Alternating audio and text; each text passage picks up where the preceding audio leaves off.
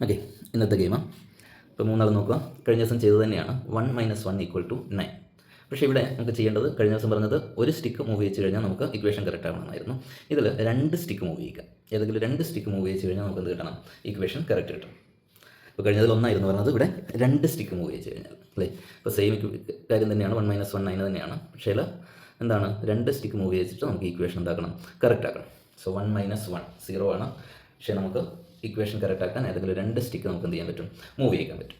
അപ്പോൾ ഏതൊക്കെ ആയിരിക്കും? അങ്ങനെ ഇരിക്കാതെ നോക്ക്, ഏതെങ്കിലും 2 സ്റ്റിക്ക് ഒന്ന് മൂവ് ചെയ്ത് നോക്കിയേ. ഓക്കെ, ഇപ്പോൾ നമുക്ക് നോക്കാം. ഇപ്പോൾ 9, ഈ 9ൽ തന്നെയാണ് ചേഞ്ചസ് വരുത്തുന്നത്. ചെയ്യുന്നത് എന്താണ്? ഈ 9ലെ 2 സ്റ്റിക്ക്, ഒന്ന് ഇത് നമ്മൾ എടുത്തിട്ട് ഇവിടെ വെക്കും. ഓക്കെ, ഒരു സ്റ്റിക്ക് മൂവ് ചെയ്യിച്ചു. ഇനി അതിൽ തന്നെ ഈ ഒരു സ്റ്റിക്ക് മൂവ് ചെയ്യിച്ചിട്ട് ഇവിടെ വെക്കും. ഓക്കെ, ഇപ്പോൾ എന്തായി? 1 + 1 = 2.